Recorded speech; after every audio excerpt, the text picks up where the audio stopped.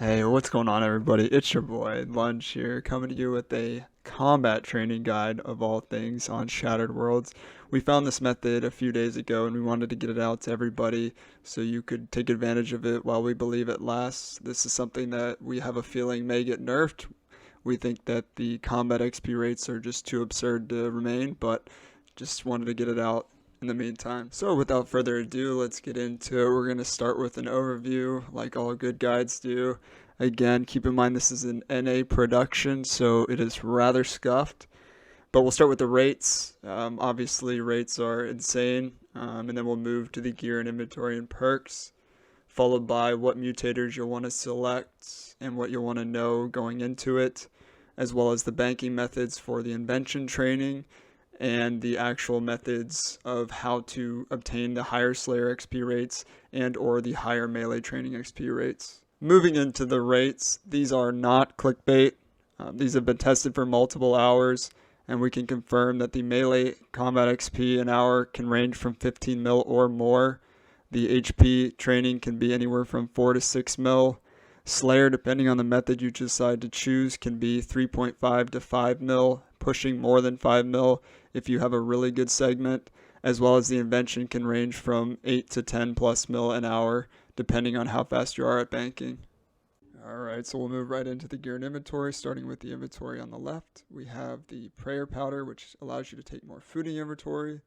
We have the acceleration potion, which allows you to get through certain waves faster. We also have 2 EOS for Granite Maul and Dragon Claw to kill certain bosses faster. Then we have the Hellhound, which allows you to take way less damage. The Infernal Puzzle Box for not losing adrenaline between waves, as well as the Enhanced Replenishment Potion, which allows you to get quick adrenaline. Insane editing. Moving on to the gear side of the screen, we'll start with the Dragon Two-Handed Sword EOF, which is the essential part of this method. We have the Scythe or the Dragon Rider Lance as the only viable methods, or else you will splash. We have Trim Masterwork, we have a Leviathan Ring, which allows you to take less damage. The Dive Boots at the bottom for not having to switch to dual wield, as well as the Sacrifice Scrimshaw for getting increased combat XP, which is very essential for this method. Moving on to the perks, these are not essential to the method, but we thought we would show something. A key note here is that if you do not have the Shadow's Grace relic, you will want to use the mobile perk as it is essential for speeding up your run times. Moving on to the relics, we have Shadow's Grace. As mentioned before, if you do not want to put mobile on your gear, just use that. Inspire Awe, which will give you more combat XP. Death Ward, which will reduce the amount of damage you take at lower HP. And other boosts you can use are the Premier Artifact and Torstol Sticks, which gain you more XP. Alright, moving on to the mutators portion of the guide, starting with the highest priority mutators. We have the Hydra, which will spawn minions around certain mobs within the waves. This will greatly increase your XP an hour. We also have the Warded Chest, which essentially does the same thing, again greatly increasing your combat XP an hour. These are essential to the method. Do not skip these whenever you have the chance to take advantage of them. Next we have the Positive World mutators. The priority of these is going to be the Zone of Restoration, Blood Money, Power Grows, and Vampiric. It is not important what these do. It is important that you select them whenever you can. Other Positive World mutators may take away from your combat XP per mob. Lastly, we'll move on to the negative mutators. Starting with the good negative mutators, these essentially don't have much impact on you and are hardly noticeable. The Catastrophe, Leeching, and Zone of Suffering. Then we have backup options, which will come up sometimes and you'll have to select one of them. Again, these are pretty much not impactful and you'll want to select one of them whenever they come up. Figured I'd touch quickly on banking. Again, banking isn't really that notable, but it can impact your XP an hour. If you're going to be training Invention, set up a second preset for the purpose of doing Invention. Do not do it in your main preset. And then try to keep bank times to a minimum. Obviously, time wasted banking gives you less Slayer XP, less combat XP, etc. Now, Invention XP is going to slow the rate of XP you get down, but it's a trade-off if you need it, and you'll still get a good amount of combat and Slayer XP an hour. So quickly before getting into the actual training methods, I'd like to discuss how to do this. You'll start with selecting Wave 116 at the Shattered World entrance. You do not want to use 104 as most guides will tell you. 104 is way worse XP an hour, and 116 also has the feeling pumped option. 116 might not have the filling pump option at some times. You'll want to close the window and reopen it, and usually this procs the filling pumped. If it doesn't, again, close the window and retry until you get it. So for the actual methods, there are 2 methods, and you can see the background footage of essentially how to do these. The first method is going to be the highest layer training method, which is going to essentially complete waves as fast as possible. If you have remaining groups of mobs, you want to skip them as soon as the wave is complete.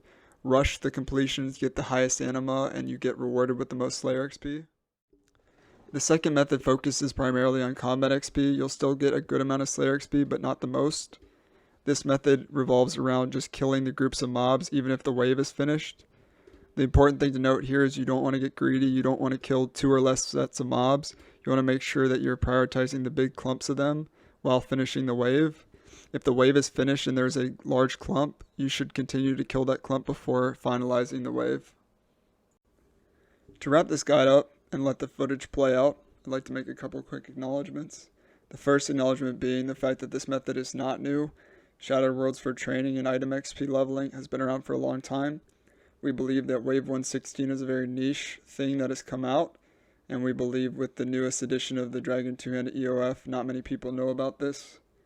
I'd like to give a shout out to my boy MIW on the editing, as well as a lot of the video making. Really appreciate it, big dog. And then I'd like to make a note that there are going to be probably missing portions of this guide because it is an NA production. You'll have to forgive us. If you have questions, feel free to leave them in the comments below, or ask people around the community, as they will be helpful. Baby, before you walk away, no, I'm in no war, I'm in no race, chasing the time. I've been meaning to find a way to face that I'm not in a wires every day, trying to keep my head above the waves, staying alive. And I don't mean to be the guy, the one to push you to the side, and all the line and not the lie, you know. So when I leave your shit on red, and you're running cycles in your head, baby, I'm just trying to stay ahead.